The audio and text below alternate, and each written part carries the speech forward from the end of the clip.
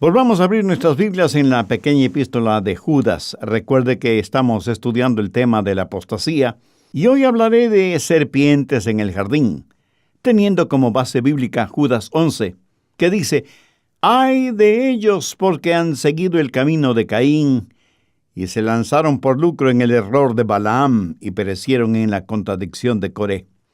Hace algún tiempo leí un artículo sobre serpientes venenosas, y son de varios tamaños y de diferentes y hermosos colores. Ahora, ¿cómo saber que una serpiente es venenosa?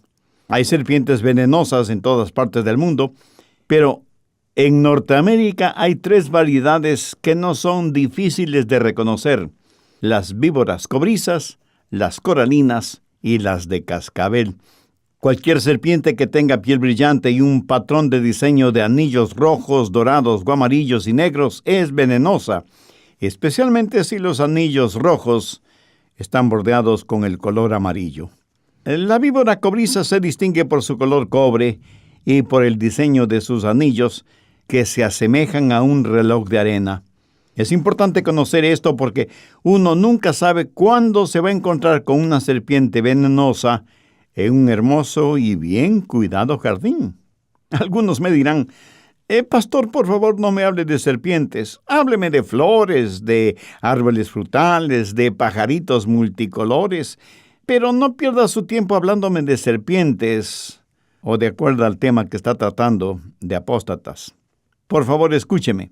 Quiero advertirle que en su jardín espiritual hay serpientes venenosas y es mejor que usted aprenda a reconocerlas, porque de lo contrario será mordido e inyectado con veneno mortal. Hoy voy a hablar de las marcas de un apóstata, como Judas las presenta aquí. Pero antes, anote al margen Romanos 16:17.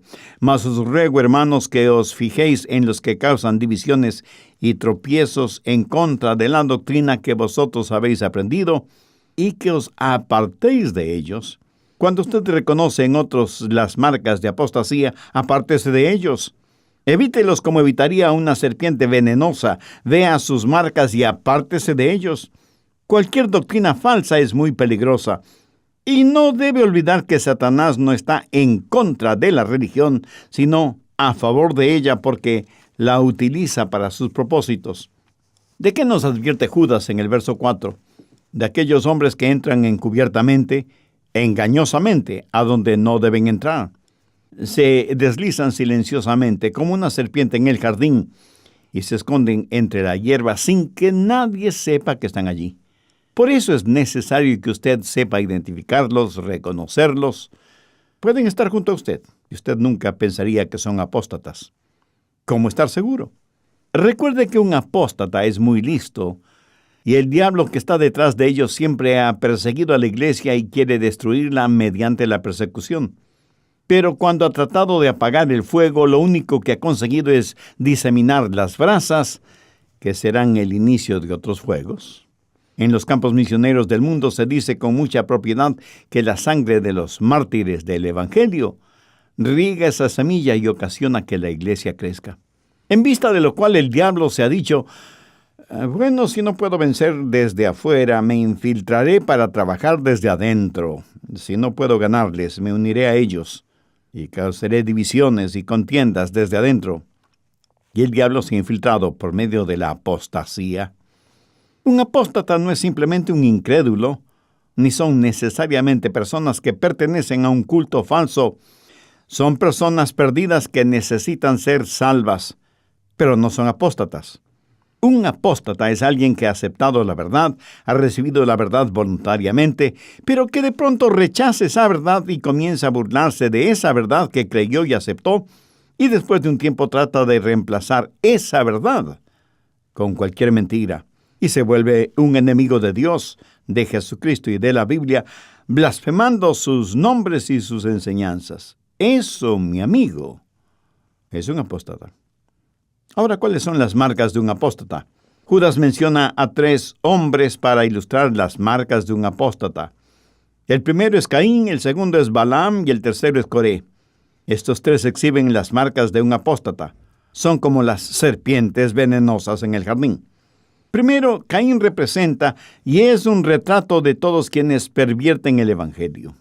Veamos Génesis 4, desde el verso 1.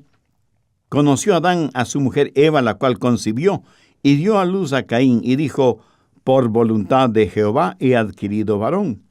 Después dio a luz a su hermano Abel, y Abel fue pastor de ovejas, y Caín fue el labrador de la tierra. Y aconteció andando el tiempo, que Caín trajo del fruto de la tierra una ofrenda a Jehová. Y Abel trajo también de los primogénitos de sus ovejas, lo más gordo de ellas. Y miró Jehová con agrado a Abel y a su ofrenda, pero no miró con agrado a Caín y la ofrenda suya. Y se ensañó Caín en gran manera, y decayó su semblante. Entonces Jehová dijo a Caín: ¿y por qué te has ensañado? ¿Y por qué ha decaído tu semblante? Si bien hicieres, no serás enaltecido. Y si no hicieres bien, el pecado está a la puerta. Con todo esto a ti será su deseo, y tú te enseñorearás de él. Y dijo Caín a su hermano Abel: salgamos al campo. Y aconteció que estando ellos en el campo, Caín se levantó contra su hermano Abel y lo mató. Esta es la historia de dos hermanos, la historia de dos religiones, la historia de dos destinos. Dos ofrendas fueron presentadas ese día por Caín y Abel, quienes vinieron a adorar a Dios. Abel, que era pastor de ovejas, trajo como ofrenda lo mejor de su rebaño, un corderito sin mancha para ser sacrificado. Ofreció un sacrificio de sangre a Dios, y Dios aceptó esa ofrenda porque estaba basada en la sangre. Tal vez usted me pregunte: pastor, ¿qué importancia tiene la sangre? Leamos lo que dice Hebreos 9:22. Sin derramamiento de sangre no se hace remisión. La palabra remisión significa perdón. Así que ningún pecado es perdonado sin sacrificio de sangre. Usted puede creerlo o no, puede estar de acuerdo o no, pero nada más claro y más cierto que lo que Dios dice en su palabra: sin derramamiento de sangre no se hace remisión. Por lo tanto, Abel presentó la ofrenda correcta delante de Dios. Sabía que la Biblia identifica a Abel como un profeta, o sea, alguien que entendió las cosas de Dios. Y cuando Abel presentó su sacrificio de sangre, ese es un cuadro del Señor Jesucristo en el Antiguo Testamento. Anote 1 de Juan 1:7. Y la sangre de Jesucristo su Hijo nos limpia de todo pecado. Jamás debemos minimizar ni despreciar la sangre de Cristo. Su sangre no es algo incidental o accidental, es fundamental. Abel presentó una ofrenda de sangre y miró Jehová con agrado a Abel y su ofrenda. Ahora, ¿qué clase de ofrenda presentó Caín? Vamos a Génesis 4, verso 3. Y aconteció andando el tiempo que Caín trajo del fruto de la tierra una ofrenda a Jehová. ¿Recuerda lo que Dios les dijo a Adán y Eva cuando desobedecieron sus órdenes en el jardín del Edén? Génesis 4:17.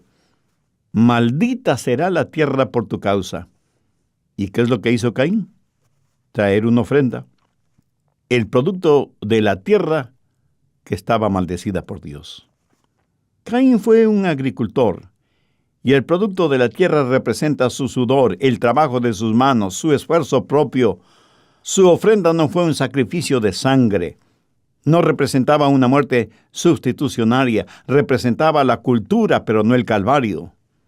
Ahora, esto no significa que la ofrenda no haya sido hermosa, y desde un punto de vista estético era impresionante, pero Dios no se impresionó. Dios no miró con agrado la ofrenda de Caín porque representaba el trabajo de sus manos, su propio esfuerzo. Hay solo dos clases de religiones en el mundo, la verdadera y la falsa.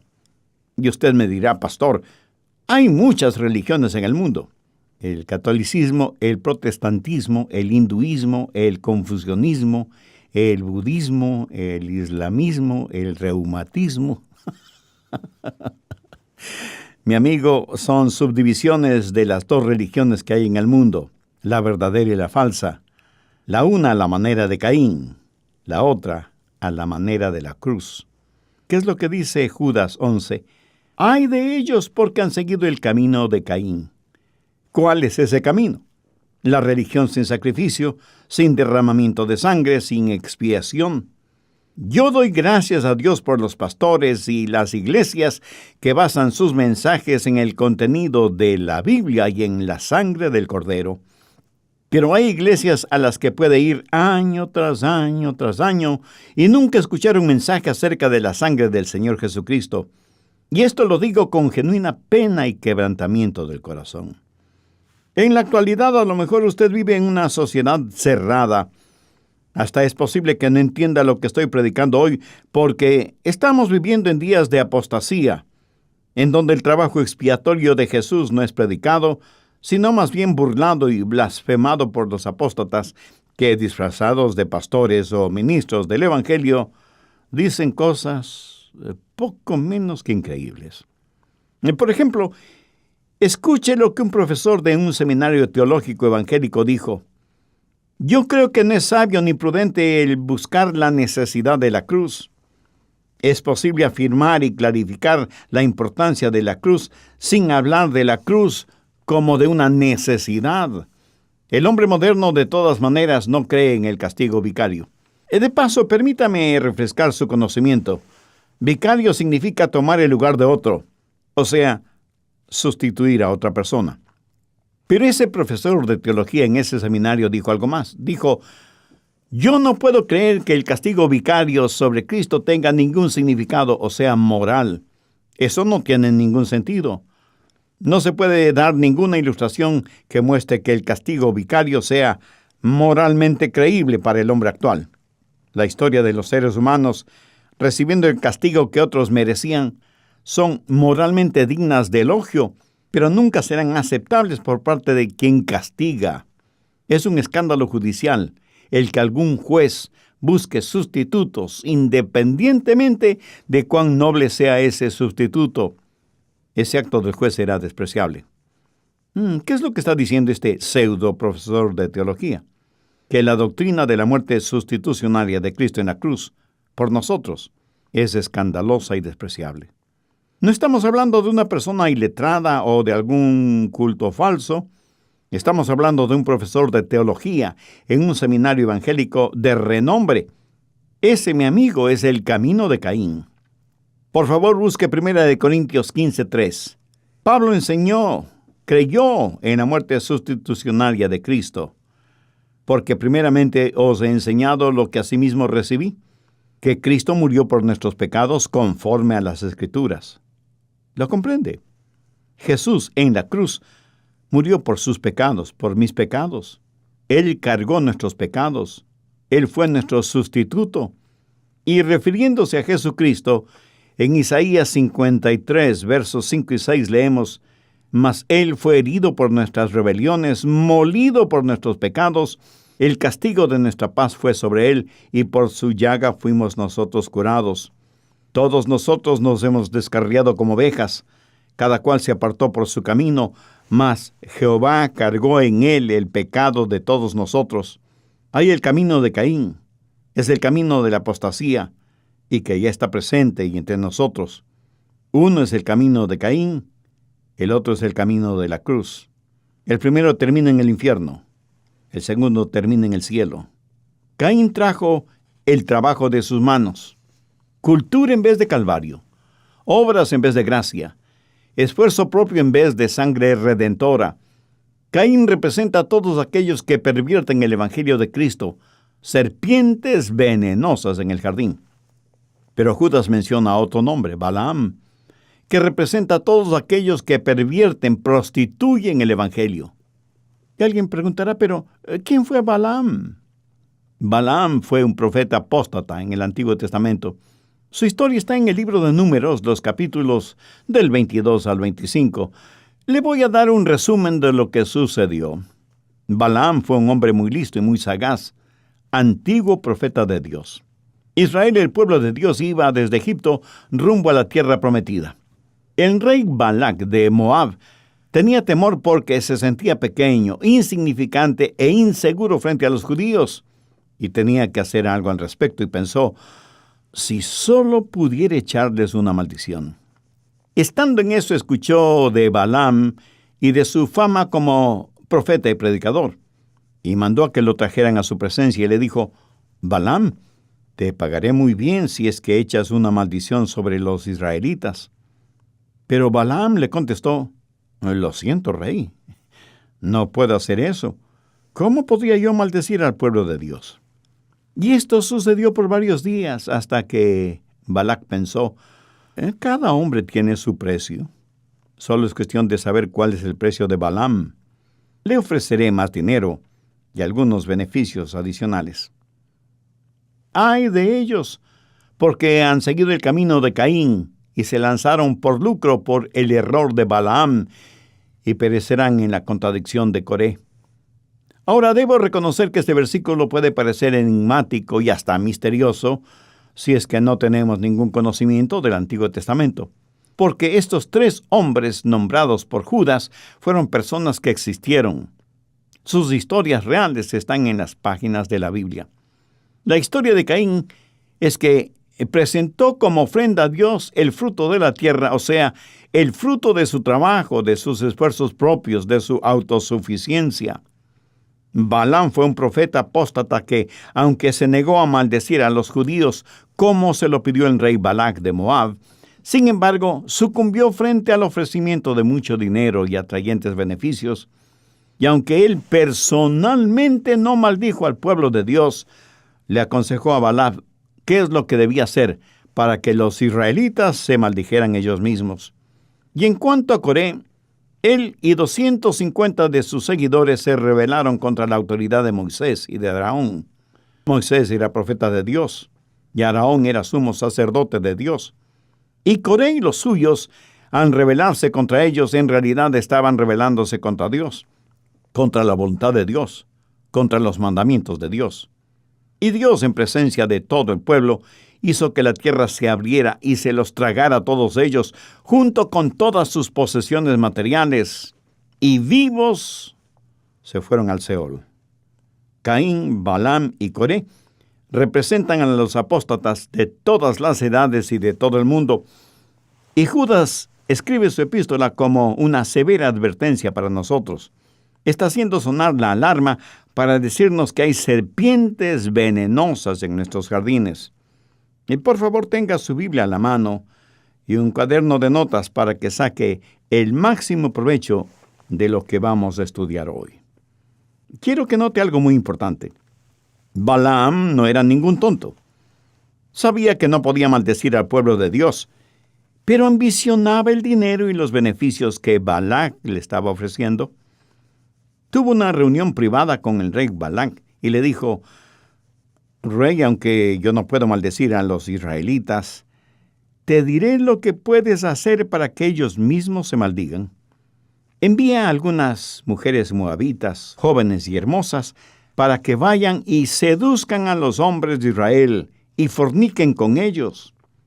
Y cuando los israelitas hayan fornicado con las moabitas, yo no tendré que maldecirlos porque se habrán maldecido ellos mismos. Y Balac inundó a los israelitas con pornografía y depravación sexual y toda clase de inmoralidades, y literalmente se maldijeron ellos mismos. Y el juicio de Dios vino sobre ellos, y 24,000 de ellos murieron. Y la labor y el propósito de Dios fue retrasado debido a Balaam, un profeta apóstata.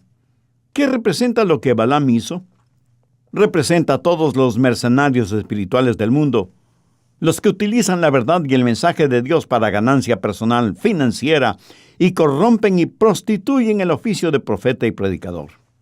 En la actualidad, tal vez más que nunca, estos mercenarios espirituales están haciendo negocio con el diablo, con la ingenua y a veces no tan ingenua colaboración de los hijos de Dios.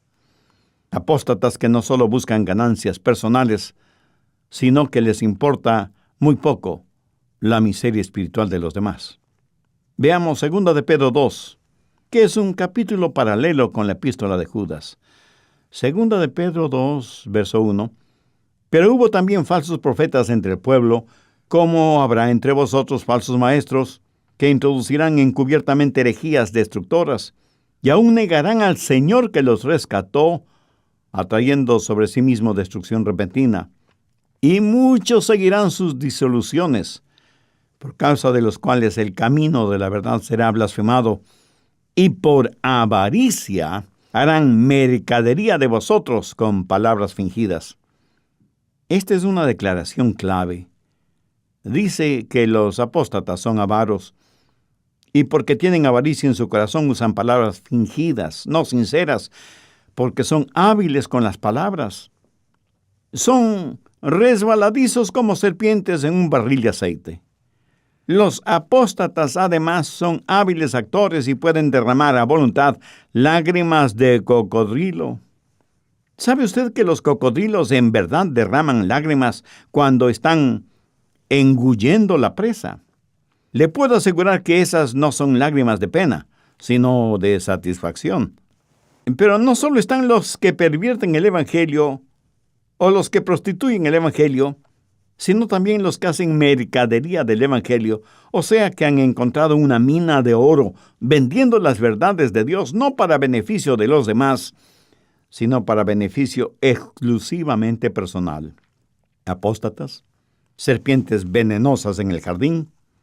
No estoy hablando particularmente acerca de nadie, pero si de alguna manera usted se siente aludido, recuerde que estoy disparando una escopeta de perdigones. Cuando era un joven pastor y trabajaba en una pequeña iglesia en la Florida, después de uno de los servicios de adoración y predicación de la palabra, una hermana muy generosa con sus diezmos y ofrendas se acercó a mí y me dijo, «Pastor, ¿me estuvo predicando a mí en su mensaje?» Yo le contesté, «Mi hermana, yo estuve disparando en un pozo. Si usted estaba en ese pozo, ya no es mi culpa». ¿Cómo reconocer a las serpientes venenosas en su jardín? Primero, son como Caín, con una religión sin sacrificio. Pervierten el Evangelio. Segundo, son como Balaam, con una religión materialista. Prostituyen el Evangelio. Tercero, son como Coré, que se rebelan contra todo lo que tiene que ver con el Evangelio y hasta tratan de prohibirlo. Hablemos de Coré. Busque el capítulo 16 del libro de Números. Verso 1. Nos da una breve genealogía de Coré. Pero note que al final del verso 1 y continuando con el verso 2 dice, tomaron gente y se levantaron contra Moisés con 250 varones de los hijos de Israel, príncipes de la congregación, de los del consejo, varones de renombre. Y se juntaron contra Moisés y a Aarón y les dijeron, basta ya de vosotros, porque toda la congregación, todos ellos son santos, y en medio de ellos está Jehová. ¿Por qué pues os levantáis vosotros sobre la congregación de Jehová? Cuando oyó esto Moisés, se postró sobre su rostro. ¿Qué es lo que hicieron Coré y sus seguidores? Se rebelaron contra Moisés y Aarón. Moisés fue el profeta seleccionado por Dios, y Aarón fue el sacerdote de Dios ungido. A esta gente rebelde no le gusta la idea de que Dios haya puesto a estos hombres en autoridad profética y sacerdotal. No les gustaba la antigua manera de hacer las cosas, cuando Dios decía lo que era justo y lo que era injusto.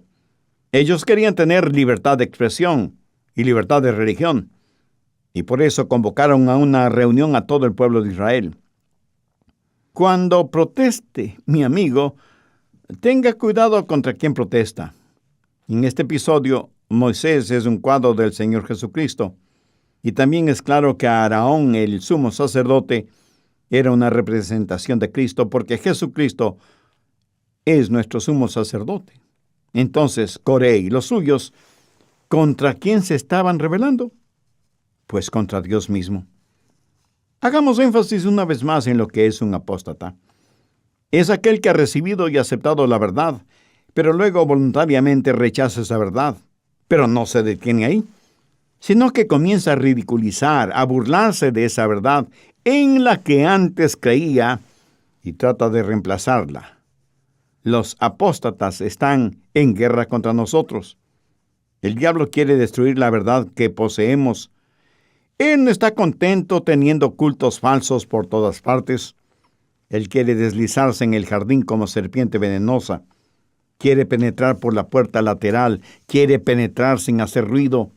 Por eso la palabra de Dios nos advierte contra los apóstatas, quienes no solo quieren pervertir el Evangelio, sino que quieren prostituir el Evangelio, quieren rebelarse contra el Evangelio. El diablo odia todo lo que esté relacionado con el mensaje del Evangelio, incluyendo a pastores y evangelistas. Y muchos de ustedes este mismo momento estarán preguntando, ¿y qué tiene que ver todo eso con nosotros? Permítame hacerle una pregunta. ¿Tendría que ver con usted si hay serpientes venenosas en su jardín? ¿Lo entiende? Pues me alegro.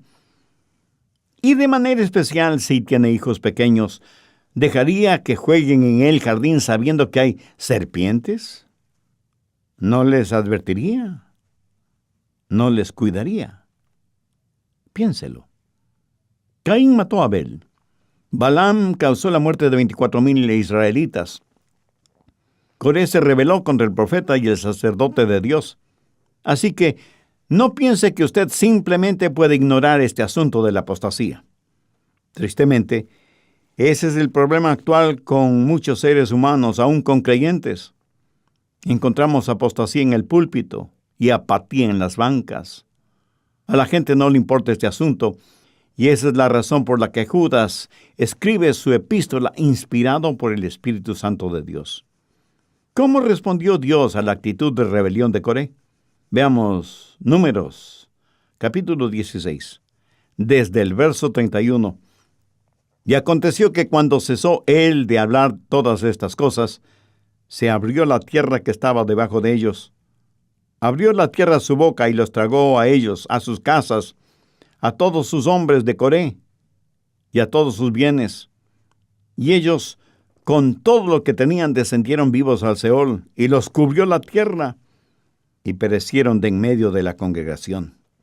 Y todo Israel, los que estaban alrededor de ellos, huyeron al grito de ellos, porque decían, no nos trague también la tierra. También salió fuego de delante de Jehová, y consumió a los 250 hombres que ofrecían el incienso. Dios está demostrando que los apóstatas están sobre arenas movedizas. Es mejor estar firmes sobre la roca cuando Dios ejecuta su juicio. Pero escúcheme, Dios no abre la tierra para que se trague a cada apóstata que existe. Dios lo hizo una vez para que sirva de ejemplo, para dejarnos saber qué es lo que Él piensa al respecto.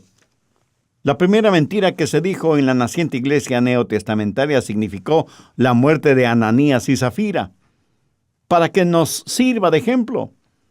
Si Dios matara a todos los mentirosos, ya no existiría ni un solo ser humano sobre la tierra. Génesis 16:32.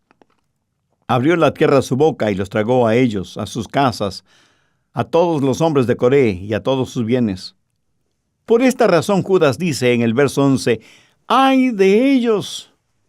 Porque han seguido el camino de Caín y se lanzaron por lucro en el error de Balaam y perecieron en la contradicción de Coré. Es mejor que usted conozca las marcas de un apóstata. Es mejor que usted aprenda la verdad, porque la única forma de reconocer a un apóstata es conociendo la verdad. Hace años escuché la historia de un hombre que solicitó trabajo como piloto de barcos en el río Mississippi. Durante la entrevista le preguntaron, ¿sabe pilotear un barco? Pues por supuesto que sí. Por eso estoy solicitando el trabajo. ¿Y puede manejar la parte administrativa de un barco? Sí, señor, lo puedo hacer. Bien, una pregunta más. ¿Sabe en dónde están ubicados los bancos de arena y las grandes rocas en el lecho del río? No, señor. No lo sé. Y le dijeron, entonces, ¿cómo pretende ser el piloto de uno de nuestros barcos? Y el hombre, con una sonrisa, contestó, porque sé dónde no están ni los bancos de arena, ni las rocas grandes en el lecho del río. Estupenda respuesta, ¿no le parece? Él sabe. Le dieron el trabajo. Es bueno saber en dónde están las rocas y bancos de arena, Pero es mejor el saber en dónde no están estos estorbos en el río de nuestras vidas. Por eso es de suma importancia el que usted conozca al Señor Jesucristo como su Salvador personal y su Señor. Permítame hacerle una pregunta. ¿Es usted salvo? No le estoy preguntando si usted es miembro de alguna iglesia, ni a qué denominación pertenece. Estoy preguntando, ¿es usted salvo? Algunos me contestarán diciendo, bueno, pastor, yo conozco el plan de salvación. Mi amigo, usted no se salva por conocer el plan de salvación, sino por conocer al hombre de la salvación, cuyo nombre es Jesús. ¿Le conoce? El Espíritu de Dios le da testimonio a su propio espíritu de que usted es un hijo de Dios. Si usted se muriera ahora mismo, tiene la absoluta seguridad de que se iría al cielo. ¿Es usted realmente salvo? Escúcheme, usted no se salva por ser un miembro de una iglesia o denominación. Tampoco se salva por ser bautizado o porque es generoso con sus diezmos y ofrendas. La salvación es un regalo que debe recibirlo por fe. La Biblia dice, cree en el Señor Jesucristo y serás salvo. Si usted tiene fe, cree en el Señor Jesucristo y está listo a hacer una decisión espiritual este momento, le invito a orar conmigo la siguiente sencilla oración. Eterno Dios, soy un pecador, estoy perdido y sé que no puedo salvarme por mí mismo. Señor Jesús, reconozco que tú moriste para salvarme. Prometiste que me salvarías si confiaba y tenía fe en ti. Sí, confío en ti. Y por eso te pido que vengas a morar en mi corazón como mi Salvador y mi Señor y tomes el control total de mi vida. Perdona mis pecados y sálvame. Límpiame. Sáname espiritualmente. Hazme la clase de persona que tú quieres que sea y ayúdame para que pueda vivir una vida que sea un genuino testimonio de tu gracia, tu misericordia y tu amor. Lo pido en tu nombre. Amén. Si usted hizo esa decisión espiritual y la hizo sinceramente, con fe y convicción, dice la Biblia que hay gran regocijo en el cielo por cada pecador que se arrepiente. Nosotros anhelamos ser parte de su alegría espiritual, y por eso le invito para que nos escriba y nos cuente acerca de su decisión por Cristo. Su carta será de ánimo y bendición para nosotros, y este es nuestro Ministerio de Estudios Bíblicos Radiales, y también nos dará la oportunidad y el privilegio de orar por usted y su nueva vida como creyente en el Señor Jesucristo.